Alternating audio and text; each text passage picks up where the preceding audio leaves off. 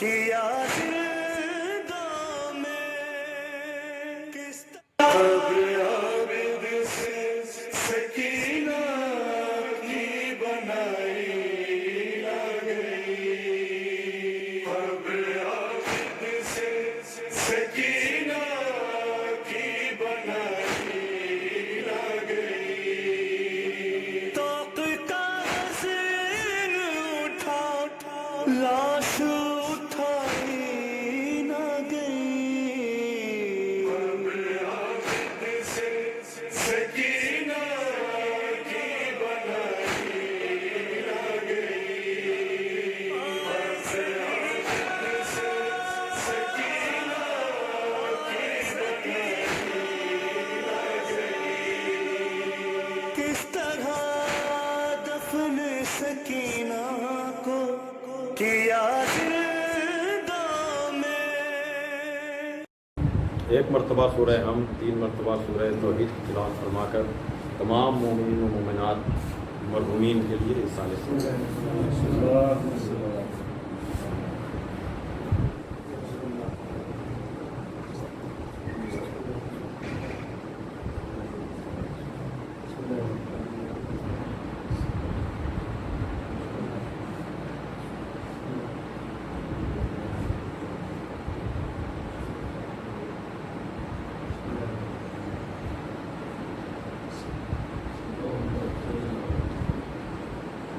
فاتحہ۔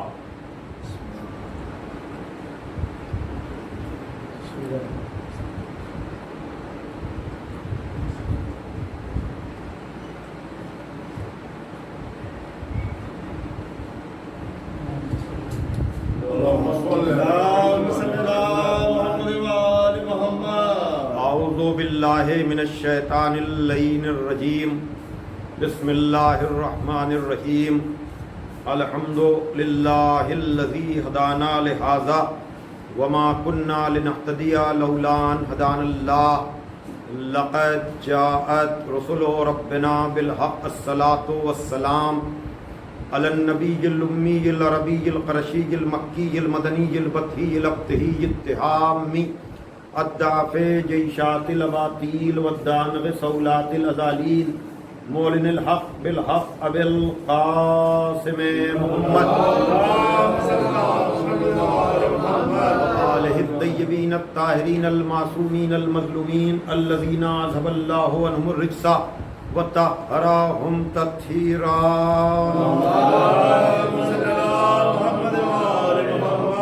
ولعنۃ اللہ علی اعدائہم اجمعین من الآن الی یوم الدین، اما بعد فقد قال علی علیہ السلام انا اولی الناس بالانبیاء عالمهم بما جاؤوا به، ثم تلا انا اولی الناس بابراہیم للذین اتبعوه وهذا النبی والذین آمنوا واللہ ولی المؤمنین۔ صلوات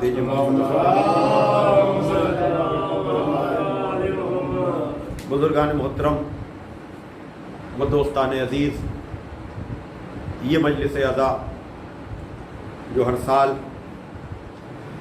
ڈاکٹر ممتاز عابدی صاحب کی جانب سے 20 محرم کے بعد آنے والے سیٹرڈے میں جناب سکینہ صلوات اللہ علیہا کی شہادت کی یاد میں منعقد کی جاتی ہے، جو اس سال کووڈ-19 کی وجہ سے آن لائن منعقد کی جا رہی ہے۔ اس مجلس کو 2000 سے میں مسلسل پڑھ رہا ہوں، گزشتہ سال بھی میں نے ومبلڈن لندن میں وہیں ان کا دولت قدا ہے، اس مجلس کو خطاب کیا تھا۔ 1-2 سال کے علاوہ اور اس مجلس میں چونکہ 25 محرم کے آس پاس ہوتی ہے، اس لیے فضائل امام زین العابدین علیہ السلام کے اور مصائب جناب سکینہ صلوات اللہ علیہ۔ جاننے والے جانتے ہیں کہ میں ہر سال جن الفاظ کو ذریعہ بنا کر پہلے عشرے میں مجالس کو خطاب کرتا ہوں، وہ سلسلہ گھروں میں ہونے والی مجالس میں بھی جاری رہتا ہے اور گفتگو مسلسل رہتی ہے۔ اس سال بھی آن لائن جو مجالس ہو رہی ہیں عشر اولیٰ کے بعد، وہ میں انہی مقدس، مبارک اور ناقابل فراموش الفاظ کو ذریعہ بنا رہا ہوں جن الفاظ کے ذیل میں نے آن لائن اشرا خطاب کیا۔ اس سال اشرا محمدی ٹرسٹ کی جانب سے جو ہوتا ہے وہ میں نے خطاب کیا اور جس کو مختلف ذرائع ابلاغ پر نشر کیا گیا۔ گفتگو کا ذریعہ خدائے فصاحت، مولائے بلاغت، غالب علی کل غالب، مطلوب کل طالب، حضرت علی ابن ابی طالب علیہ السلام کی زبان مبارک پر جاری ہونے والے الفاظ جو نہج البلاغہ کی زینت ہے۔ میں مسلسل عرض کرتا ہوں کہ نہج البلاغہ مولائے کائنات کے ہاتھ کی لکھی ہوئی کتاب نہیں ہے، بلکہ آپ کا کلام جو مختلف مقامات پہ بکھرا ہوا تھا، 400 ہجری کے قریب سید رضی علیہ الرحمہ نے جمع کیا اور اس مجموعے کا نام نہج البلاغہ رکھا۔ نہج البلاغہ میں عام حدیث کی کتابوں کی طرح سے سلسلہ روات نہیں ہے، راویوں کا نام بنام ذکر نہیں ہے، اس لیے کہ سید رضی نے نام ہی سے ظاہر ہو رہا ہے کہ اسے مذہبی کتاب بنا کر پیش نہیں کیا بلکہ ادبی کتاب بنا کر پیش کیا۔ تو مذہبی کتابوں میں راویوں کی ضرورت ہے، لیکن جب ادبی کتاب بنا کر پیش کیا تو اس کا ادب پکارے گا کہ کلام کس کا ہے۔ گہرائی اور گہرائی ادب کی آ کر دیکھی جا سکتی ہے کہ جہاں شارحین نہج البلاغہ، بالخصوص ابن ابی الحدید معتزلی جن کی شرح 20 جلدوں میں نہج البلاغہ کی ہے، انہوں نے بہت مدح و ثنا کی، جس کے ساتھ یہ بھی کہا کہ نہج البلاغہ کے بعض خطبوں کا وہی مقام و مرتبہ ہے جو قرآن مجید کے ان سوروں کا ہے یا ان آیتوں کا ہے کہ جن آیتوں کے پڑھنے کے بعد سجدہ واجب ہو جاتا ہے۔ تو اگر عربی کے ادیب اس خطبے کو پڑھیں، الہاکم التکاثر کی آیت کی تفسیر میں، تشریح میں جو خطبہ ہے، تو اپنے اوپر اسی طرح سے سجدے کو واجب جان لیں جیسے قرآن مجید کی آیتوں پر سجدہ واجب ہو جاتا ہے۔ ظاہر سی بات ہے کہ یہ چیزیں بڑی علمی گہرائی رکھتی ہیں۔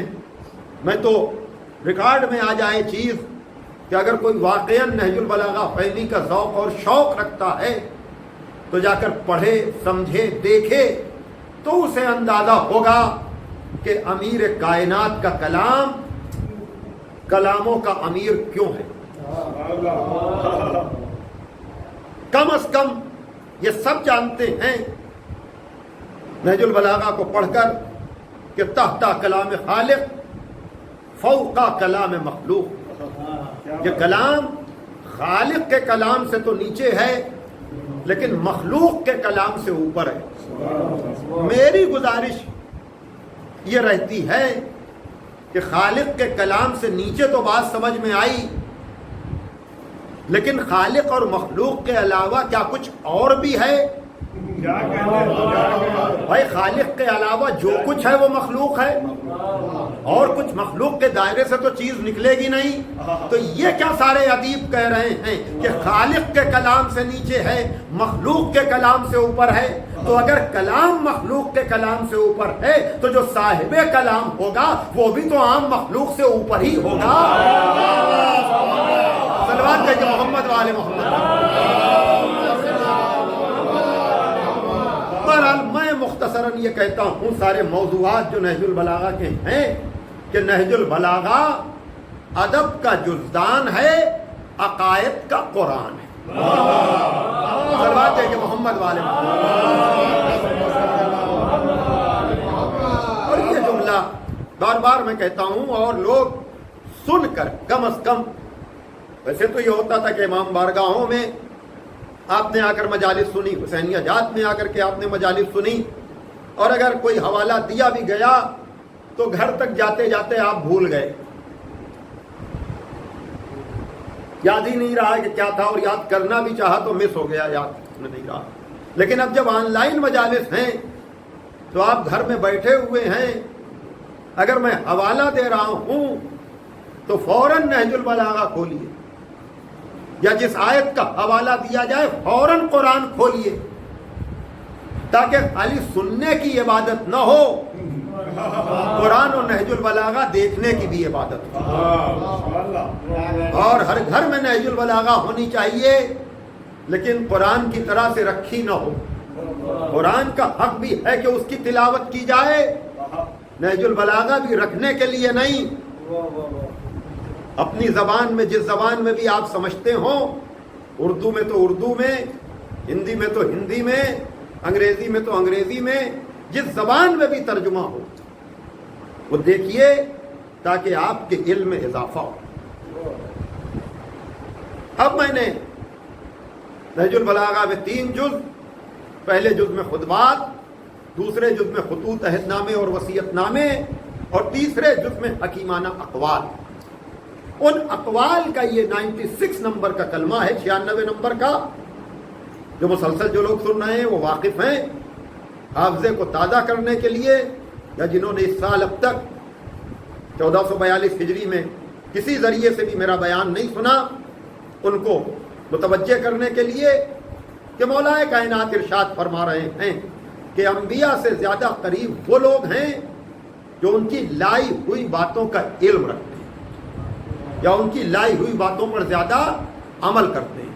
اور پھر آپ نے قرآن مجید کے سورہ آل عمران، جو قرآن مجید کا تیسرا سورہ ہے، اس کی 68ویں آیت پڑھی، جس میں ارشاد فرمایا کہ ابراہیم سے زیادہ قریب وہ لوگ ہیں جو ان کا اتباع کریں، اور یہ نبی اور صاحبان ایمان، اور خدا مومنین کا ولی ہے۔ عزیزان محترم، میں نے جناب ابراہیم کے حوالے سے تو مسلسل گفتگو کی، اور میں گزارش بھی کر رہا ہوں، بلکہ میں نے یہ تک کہا پہلے اشرے میں کہ میری کجمج بیانی تو ہے ہی ہے اپنی جگہ، لیکن اگر آپ علامہ رشید ترابی مرحوم کے وہ درس تفسیر جو آپ نے ماہ مبارک میں سورہ آل ابراہیم کے حوالے، سورہ ابراہیم کے حوالے سے کیے، 25-26 درس ہیں وہ، صرف اگر مقدمے کی 5 تقریریں سن لیں تو آپ کو اندازہ ہوگا، یوٹیوب پر یہ تقاریر ان کی موجود ہیں تفسیر کی سورہ ابراہیم کی، کہ آل ابراہیم سے آل محمد کا ربط کیا ہے، یا جناب ابراہیم سے آل محمد کا ربط کیا ہے، یا مولا علی اور مولا حسین سے جناب ابراہیم کا ربط کیا ہے۔ اس لیے کہ جناب ابراہیم کا ذکر، انہوں نے یہ بات کہی علامہ رشید ترابی مرحوم نے، کہ علامہ اقبال نے جہاں بھی جناب ابراہیم کا ذکر کیا، ایک تو شعراء کم ذکر کرتے ہیں، لیکن کرتے بھی ہیں تو صرف ابراہیم کا، لیکن یہ علامہ رشید ترابی مرحوم کی تحقیق، جس سے میں نے بھی قصب فیض کیا، اور میں کہتا بھی یہی ہوں کہ آپ تو مجبوراً ہم جیسے کجمج بیانوں کو سنتے ہیں، لیکن اگر اپنے معیار علم کو آگے بڑھانا ہے تو علامہ رشید ترابی مرحوم جیسوں کو سنیے۔ ڈاکٹر ممتاز عابدی صاحب کا بھی تعلق حیدرآباد سے ہے، اور علامہ رشید ترابی مرحوم کا بھی۔ حیدرآباد کے مومنین فخر کرتے ہیں ان کے اوپر، اور یقیناً ہیں وہ ایسے کہ ان پر صاحبان علم، صاحبان ولا فخر کریں۔ تو انہوں نے کہا کہ علامہ اقبال نے کہیں بھی جناب ابراہیم کا ذکر نہیں کیا، سوائے علی و حسین کے ساتھ کے۔ جہاں بھی ابراہیم کا ذکر وہیں مولا علی اور مولا حسین کا ذکر۔ مثلا یہ شعر بہت مشہور ہے علامہ اقبال کا کہ اللہ اللہ بائے بسم اللہ پدر، اللہ اللہ بائے بسم اللہ پدر، مانیے ذبح عظیم آمد پسر۔ کیا کہنا کہ باپ تو بائے بسم اللہ کا نقطہ ہے اور بیٹا مانیے ذبح عظیم ہے، یعنی وہ ابراہیم کا خواب تھا جہاں بیٹے کی گردن پہ چھری رکھی گئی، اور وہ اس خواب کی تعبیر تھی جہاں نبی کے نواسے نے اپنی پوری نسل کو قربان کر کے اس خواب کو تعبیر کی منزل عطا کر دی۔ صلوات ہے کہ محمد والے لیکن بہرحال وہ الگ سارے رخ ہیں جن کو بہت کچھ میں نے بیان بھی کیا ہے، لیکن آج امام زین العابدین تک جانے کے لیے میں پہلے جملے پر آپ کی توجہ چاہوں گا، اور وہ یہ کہ انبیاء سے زیادہ قریب وہ ہیں جو ان کی لائی ہوئی باتوں کا علم رکھتے ہیں۔ تو ہر آدمی ایک دوسرے سے قریب ہونے کی تو بات کرتا ہے، لیکن سوال یہ ہے کہ اس کے علم کے وہ کتنا قریب ہے، اس کی فکر سے وہ کتنا قریب ہے، اور جو جس کے علم و فکر سے جتنا قریب ہوگا یا جتنا علم رکھتا ہوگا، جانتا ہوگا، وہ اتنا ہی قریب ہوگا۔ اور ہمارا بھی یہی کہنا ہے کہ ہم جن ائمہ کو مانتے ہیں، جن بنیادوں پر انہیں وارث انبیاء کہتے ہیں، تو زمانی فاصلے قربت کا پتہ نہیں دے پائیں گے۔ کہاں جناب ابراہیم ہزاروں برس پہلے، اور کہاں آل محمد۔ توجہ فرما رہے ہیں، اور یاد رکھیے گا جو تین آسمانی مذاہب ہیں نا، وہ سب اپنا رشتہ جناب ابراہیم سے جوڑتے ہیں۔ چاہے یہودی ہوں وہ کہتے ہیں ابراہیم ہم سے، چاہے عیسائی ہوں وہ کہتے ہیں ابراہیم ہم سے۔ حالانکہ قرآن نے کہا یہ کیا الٹی بات کر رہے ہو کہ ابراہیم تم سے جو تم سے بہت پہلے گزر چکا ہے، تم یہ کہو کہ تم اس سے۔ توجہ کر رہے ہیں کہ نہیں؟ جب تم بات میں آ رہے ہو تو تم کہو تم اس سے، یہ کیسے ہوگا؟ موسیٰ، عیسیٰ یہ سب ابراہیم کے بعد ہیں، اور جو دو شاخیں چلی ہیں جناب ابراہیم کی، ایک شاخ اسماعیل سے، ایک شاخ اسحاق سے۔ اسماعیل والے شجرے میں آتے ہیں نبی و علی، اور اسحاق والے شجرے میں جاتے ہیں، توجہ فرمائیے گا، سارے انبیاء جناب عیسیٰ تک۔ بڑی توجہ۔ لیکن اب ابراہیم سے زیادہ قریب کون ہے؟ جو علم میں زیادہ قریب ہے، اسی کو زیادہ قریب ہونا چاہیے۔ ایک جملہ کہہ دوں موالیہ نے حیدر کرار کے لیے، اب کون کتنا قریب اس کا پتہ شاید آغاز میں تعصب کا شکار ہو جائے مسئلہ، پہلے اور چوتھے کا جھگڑا ہو جائے، لیکن بات آخر میں آ کر پتہ چل جائے گی کہ علم میں کون آگے اور ابراہیم سے کون زیادہ قریب۔ جب اسحاق والا چوتھے آسمان سے آئے گا اور اسماعیل والا پردے غیب سے آئے گا، ارے میں کیا کروں، توجہ پائیے گا، اور وقت نماز آئے گا۔ بھائی ہم فقہ جعفری چھٹے امام کے ماننے والے کہ جن کی شاگردی پر امام ابو حنیفہ بھی فخر کریں، ارے علم کی میں بات کر رہا ہوں عزیزان محترم، یہ علمی کمال ہی تو ہے کہ مسلح چاہے جتنے ہو جائیں، لیکن اگر شاگردی اس در کی نہ ہو، ارے صلوات ہے کہ محمد والے محمد، تو اگر ہم فقہ جعفری کی کوئی بات بیان کریں تو کوئی یہ نہ کہے ہماری فقہ میں نہیں، ارے شاگرد بھول گئے ہوں گے، ارے میں کیا کر رہا ہوں، توجہ پائیے گا، لیکن ہمارے یہاں تو یہ طے ہے نا کہ جس کا علمی وقار زیادہ ہو امامت وہی کرے۔ میں کچھ کہہ رہا ہوں، توجہ کیجیے گا۔ تو اب کون علم میں زیادہ؟ وہی قریب۔ تو آئیں گے تو دونوں، اس شاخ والے بھی اس شاخ والے بھی، وہ چوتھے آسمان سے یہ پردہ غیب سے، لیکن جب وقت نماز آئے گا تب کہیں گے آخری امام تقدم ابن مریم تقدم، مریم کے بیٹے آگے بڑھیے، مریم کے بیٹے آگے بڑھیے، وہ ہاتھ جوڑ لیں گے کہ آپ کے ہوتے ہوئے میں کیسے آگے بڑھوں۔ صحیح بخاری میں بھی ہے، کیا حال ہوگا تمہارا اس وقت جب عیسیٰ چوتھے آسمان سے آئیں گے اور ان کا امام تم میں سے ہوگا۔ تو امام ہوں گے، امامت کریں گے تو علم میں زیادہ ہوں گے، جب ہی تو امام بنیں گے۔ اب جب آخری کے علم کا یہ معیار ہے تو پہلے کا علم کیا ہوگا؟ تو یہ بھی طے کر لیجئے کہ جب اس سلسلہ امامت کا آخر عیسیٰ جیسے کے پیچھے نماز نہیں پڑھ سکتا تو اس سلسلے کا پہلا کسی ایسے ویسے کی بیعت کیا کر لے گا؟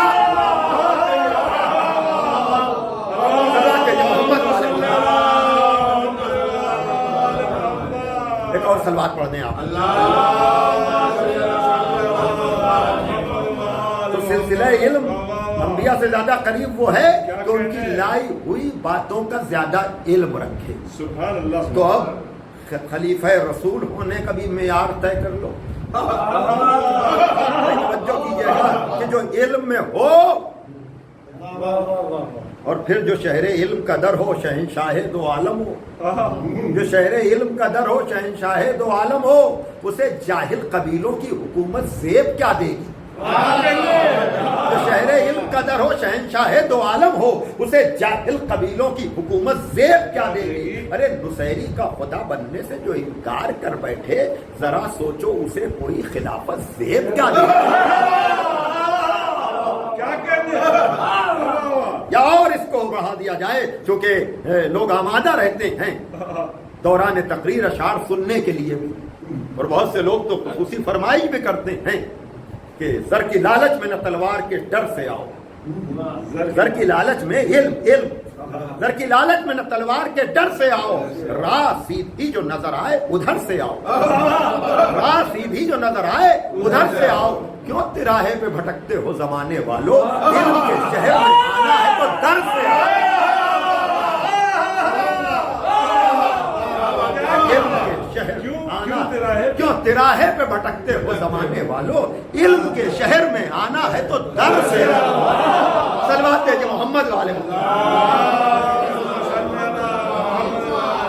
اور یقیناً یہی علم کی منزل تھی کہ جب دربار یزید میں ظاہر سی بات ہے کہ کچھ شخصیتیں ایسی ہوتی ہیں کہ جن کے فضائل مصائب کے درمیان سے گزرتے ہیں، تو مجھے سامعین سے گزارش کرنا پڑتی ہے کہ اپنے ضبط کو، اپنے صبر کو، اپنی قوت برداشت کو، اس لیے کہ مصائب کے باب میں داخل تو ہوتا ہوں میں، لیکن وہاں سے فضیلت کے گوہر نکال کر لاتا ہوں۔ توجہ فرمائیے گا عزیزان محترم، یاد رکھیے گا امامت میں 3 چیزیں 14 میں برابر ہیں عصمت کے لیے، یہاں علم، شجاعت اور عبادت، یعنی یہ صفتیں 14 میں ایک جیسی ہیں۔ علم میں پہلی منزل، پہلی شرط علم میں، شجاعت میں، عبادت میں۔ اور موقع نہیں ہے کہ میں ادھر جاؤں گا تو بات جو کہنا چاہ رہا ہوں وہ نہیں کہہ پاؤں گا، لیکن اشارہ کر رہا ہوں صاحبان ذوق کے لیے کہ مولا کائنات کی کتنی فضیلتیں آپ سنتے ہیں، کتنے گوشے، کتنے رخ، لیکن جب مولا علی سے پوچھا گیا کہ یا علی آپ کو اپنی کس فضیلت پہ ناز ہے، تو انہوں نے سورہ رات کی آخری آیت پڑھی کہ یقول الذین کفروا لست مرسلا قل کفی باللہ شہیدا بینی و بینکم ومن عندہ علم الکتاب۔ اگر یہ کفار تجھے رسول نہیں مانتے تو ان سے کہہ دو کہ ہماری رسالت کے لیے ایک اللہ کافی ہے اور ایک وہ جو پوری کتاب کا عالم ہے۔ سبحان اللہ۔ ارے میں کہاں پر لے آیا آپ کو؟ دیکھا آپ نے کمال علم و منزل ہے کہ جو خدا کی شہادت کے ہم رتبہ بنا دیتا ہے۔ کیا فرمائیے گا، ایک اللہ کافی اور ایک وہ گواہی دونوں دے رہے ہیں رسول کی۔ بھیجنے والا بھی، بنانے والا بھی اور گواہی دینے والا بھی. لیکن وہ آیت کیا کہہ رہی ہے کہ اللہ کافی، یعنی کافی اور کے ساتھ ہے اللہ. ایک اللہ کافی اور ایک وہ جو پوری کتاب کا عالم ہو. تو یہی شرف ہے، یہی فخر ہے کہ ساری فضیلتوں میں مولا علی نے جس فضیلت پہ ناز کیا ہے وہ فضیلت علم ہے. تو بہرحال چوتھے امام کے لیے شجاعت کا جو رخ آتا ہے عام طور سے تلوار ہو، میدان ہو، جنگ ہو. بڑی توجہ، یہی ہے نا شجاعت کا جو تاثر پیدا ہوتا ہے. چلتے ہوئے گھوڑے، سنسناتے ہوئے تیر، کڑکتی ہوئی کمانیں، چلتی ہوئی تلوار. لیکن دین میں شجاعت کا فلسفہ کچھ اور ہے. یہاں سب سے بڑا جہاد ظالم حاکم کے سامنے صدائے احتجاج کا بلند کرنا. کیا کہنے ہیں، کیا کہنے بھائی توجہ کیجئے گا. اور یقیناً یزید سے بڑا ظالم کون ہوگا؟ وہ جس نے حسین جیسے شریف کو کربلا کے میدان میں 3 دن کا بھوکا پیاسا رکھ کر اپنی فوجوں کے ذریعے سے، یہ میرے استاد کا جملہ ہے کہ یزید خود کربلا نہیں آیا، اس لیے کہ صفین کا تجربہ اسے بتا رہا تھا. میں کیا کہہ رہا ہوں توجہ فرمائیے گا. صفین کا تجربہ اسے بتا رہا تھا کہ وہ مالک اشتر تھے جو سوا نیزے سے لوٹ آئے، یہاں عباس آ رہے ہیں، یہاں علمدار جناب عباس ہے. توجہ کیجئے گا. بہرحال یزید ڈرپوک یزید وہاں نہیں آیا، لیکن حسین نے کہا کہ میری شجاعت کا نمائندہ بن کر میرا بیٹا سجاد جائے گا.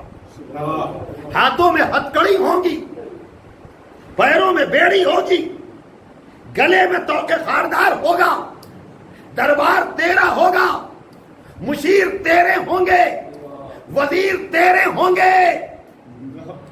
لیکن وہاں میرا بیٹا منبر پر جا کر خطبہ دے کر بتائے گا کہ دربار یقیناً تیرا ہوگا لیکن اختیار میرے بیٹے سجاد کا. دربار تیرا ہوگا لیکن اختیار میرے بیٹے سجاد کا ہوگا.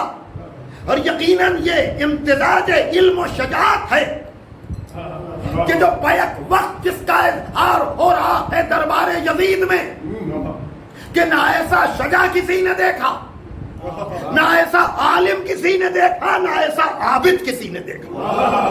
بھئی کتنی چیزیں ایک ساتھ جمع ہو گئی.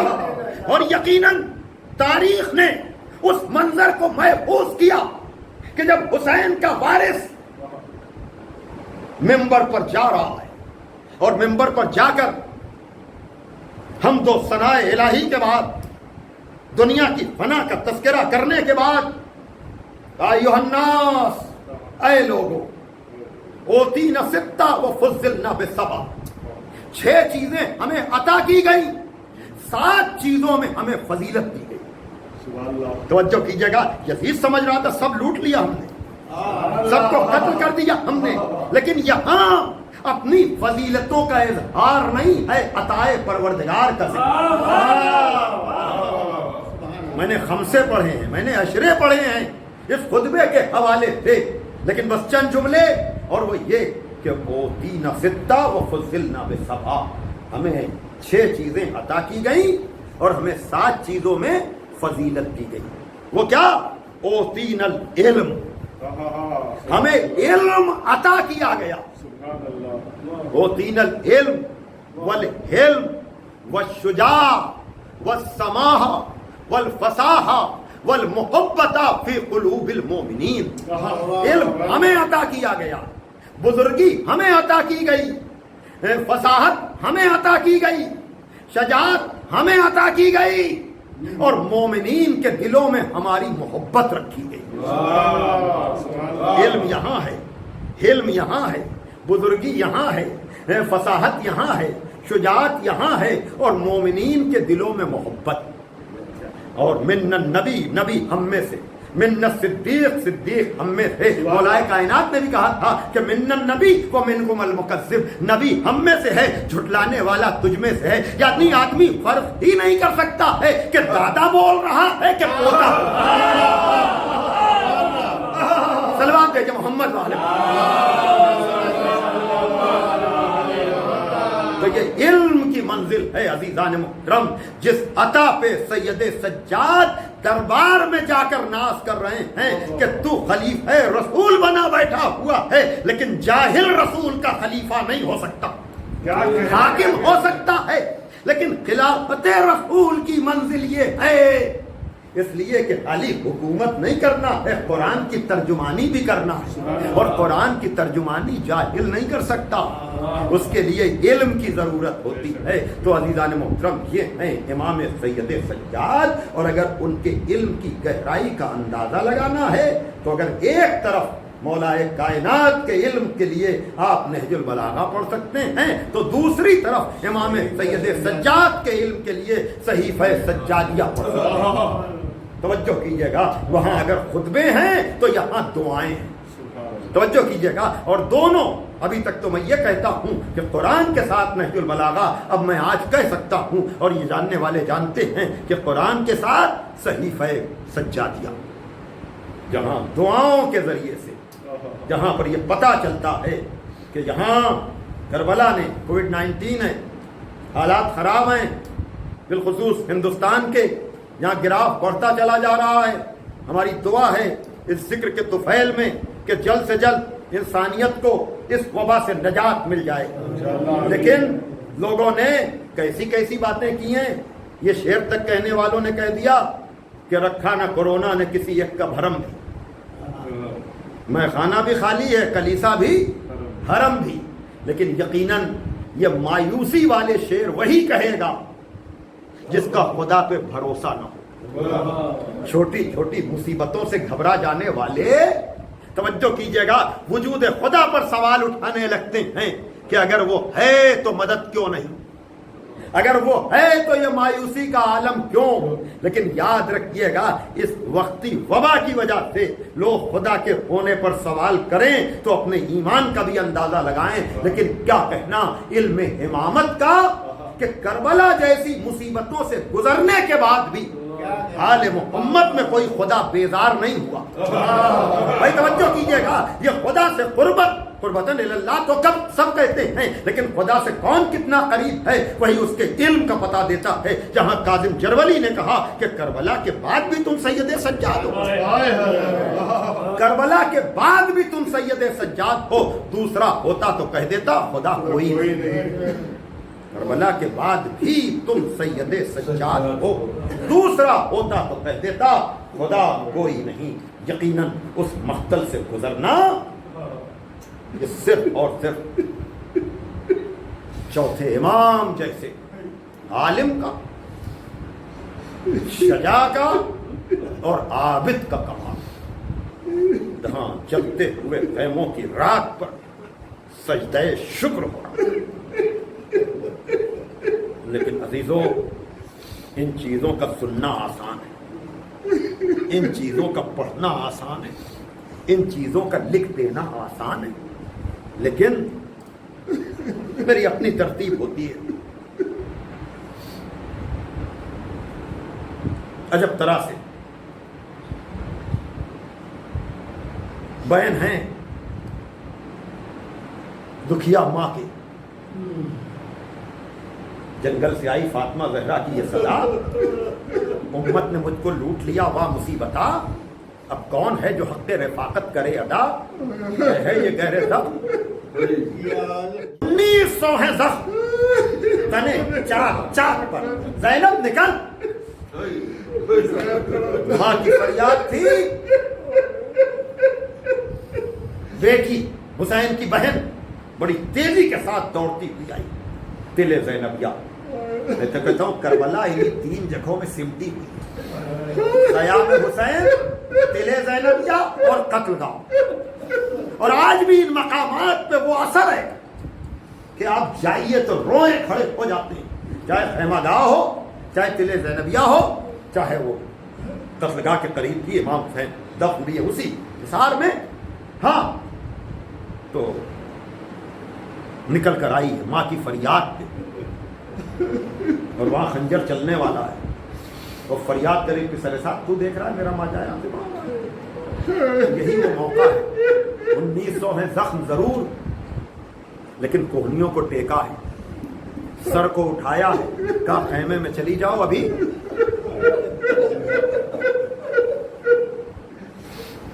اب آپ سمجھے حسین نے بھیجا کیوں؟ حسین نہیں چاہتے کہ نیزے پہ سر جو جائے پہلی نظر بھائی کی. اب آپ سمجھیے سجاد کا امتحان شروع کہاں سے ہوگا. اب جو ظاہر سی بات ہے کہ جہاں انبیاء چلی ہیں, فرات کا پانی نیزوں اچھلا ہے, قیامت ہے, لیکن اب بھائی کے کہنے سے زینب اگر آئی ہے, یا یوں کہہ دوں کہ ایک امام کے کہنے سے اگر آئی ہے, تو جب تک دوسرا امام اجازت نہ دے زینب خیمے سے, ورنہ یہ مسئلہ علی کی بیٹی نہ جانے گی تو کون جانے گا. لیکن چونکہ حسین کے کہنے سے خیمے میں آئی ہیں, اس لیے جب تک دوسرا امام کہے نا اللہ اکبر, اور کیسا مسئلہ پوچھا جا رہا ہے, اور سید سجاد کہہ رہے ہیں پھوپھی اماں خیموں سے نکلنا. ہاں عزادارو, یہ تو عاشور کے دن کا معاملہ ہے, لیکن 11ویں محرم کو اب زینب نے سید سجاد کو سنبھالا. جزاکم ربکم. دیکھیے یہ معصومین کا ایک دوسرے کے لیے تڑپنا اگر سمجھنا ہے, سنیے گا, تو یوں سمجھیے کہ عباس کے مرنے سے کمر ٹوٹی, الان انکسر ظہری, میری کمر ٹوٹ گئی. ایک سوال میں کروں کہ جب چھوٹے بھائی کے مرنے سے کمر ٹوٹ گئی تو ذرا دلوں پر ہاتھ رکھ کر بتائیے کہ جب حسین کا بڑا بھائی دنیا سے گیا ہوگا. میں کچھ اور نہیں کہوں گا کہ چھوٹے بھائی کے مرنے پر یہ عالم ہے, تو جب بڑا بھائی گیا ہوگا. سمجھنا چاہتے ہیں تو یوں سمجھیں کہ جس طرح سے 11ویں محرم کو بکھرے ہوئے لاشوں کے درمیان سید سجاد تڑپ رہے تھے نا, اسی طرح سے امام حسن کے جانے پر امام حسین تڑپ رہے تھے. اور کچھ یہ کیفیت تھی کہ دوسرے امام کو کہنا پڑا کہ لا یوما کا یومک یا ابا عبداللہ, اے ابا عبداللہ تمہارے دن جیسا کسی کا دن نہیں ہے. اس لیے کہ تم تو میرے جگر کے 72 ٹکڑے دیکھ رہے ہو نا, تمہیں تو کربلا میں 72 لاشیں اٹھانے پڑیں گے. وہاں امام حسن کے جنازے پر یا امام حسن کے زخمی جسم پر امام حسین پریشان ہیں, تو یہاں بکھرے ہوئے لاشوں کو دیکھ کر سید سجاد. میں کس طرح سے میں ترتیب دے رہا ہوں مصائب کو, تاکہ آپ کو جناب سیدہ کی شہادت کی پوری چبھن اپنے دلوں میں محسوس ہو کہ یہ کون سی ذات ہے جہاں تک میں لانا چاہ رہا ہوں. ہاں عزادارو, تو اب کچھ ایسی کیفیت تھی کہ جناب زینب نے کہا میرے لال اپنے کو سنبھالو, یہ تمہارا کیا عالم ہے. کہا پھوپھی اماں آپ دیکھ رہی ہیں انہوں نے اپنے لاشوں کو تو دفن کر دیا, لیکن میرے بابا کا لاشا, میرے چچا کا لاشا بے گور و کفن پڑا ہے. سن لیا آپ نے, یہ تو سنا کرتے ہیں, لیکن اس موقع پر مجھے سب کے بارے میں مل جاتا ہے. جناب زینب کے لیے بھی ہے کہ بھائی کے لاشیں پر پہنچی ہیں تو کہا کہ کیا تو میرا بھائی حسین ہے؟ اگر تو میرا بھائی حسین ہے تو تیرا لباس کہاں ہے, تیرے بدن پہ سر کیوں نہیں ہے؟ سید سجاد کے تڑپنے کا میں نے ذکر کیا, لیکن کسی کتاب میں ڈھونڈے سے مجھے نہیں ملا کہ 11ویں محرم کو سکینہ پہ کیا گزر رہی ہے.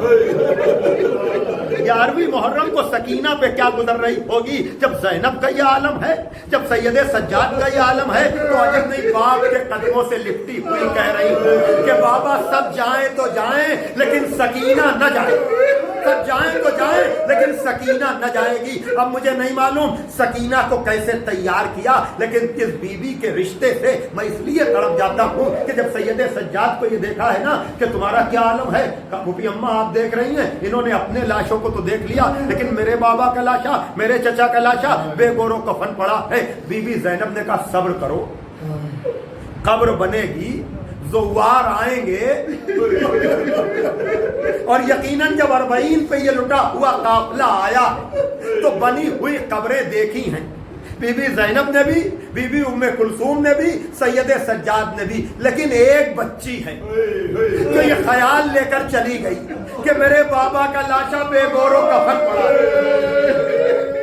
جزاکم ربکم ہذا دارو بس مجلس تمام ہو رہی ہے، اور وہ یہ کہ جناب سکینہ کو کیسے لے گئے؟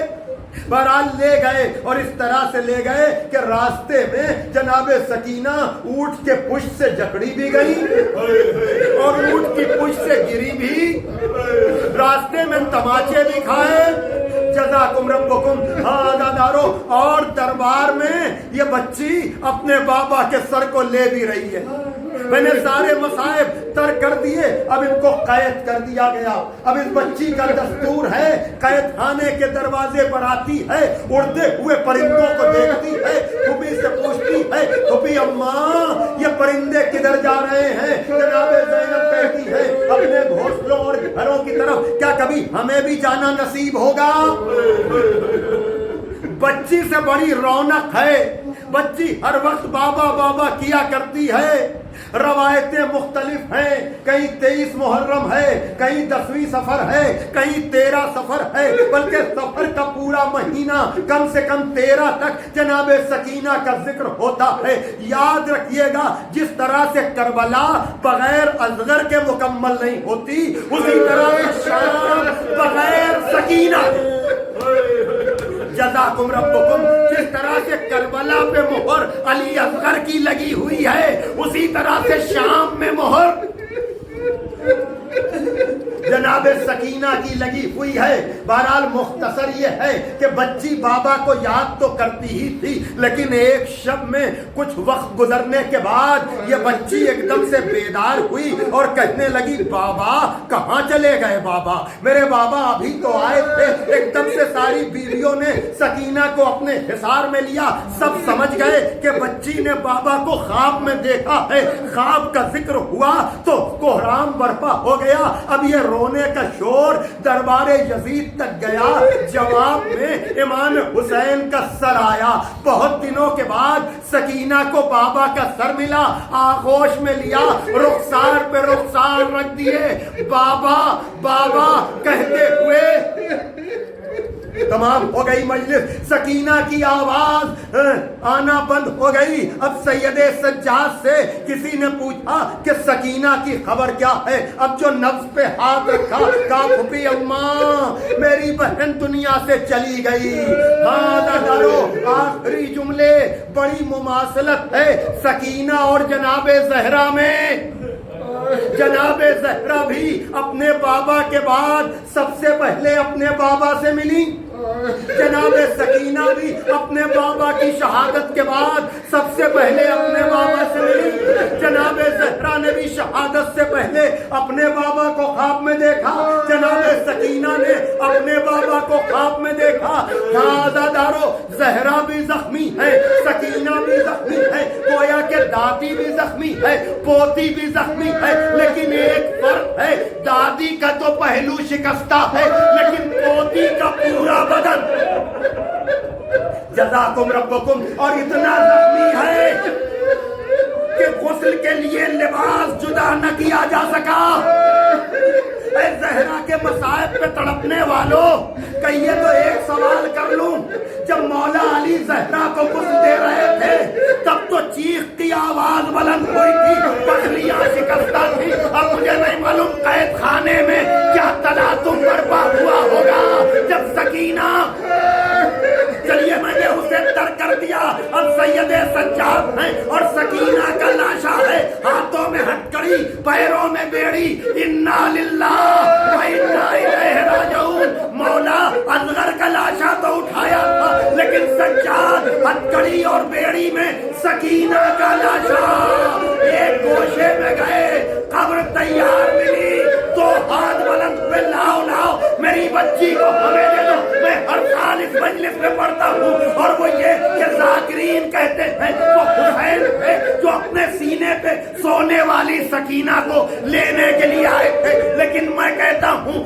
شاید یہ غازی کا ہاتھ تھے کہ لاؤ، کربلا میں تو سیراب نہ کر سکا اسے کوثر کا جام، قید خانے میں کوہرام، واہ سکینہ، واہ بابا، واہ حسینہ، الا لعنت اللہ علی القوم الظالمین، سیعلم الذین ظلموا من ینقلب علی عقبیہ۔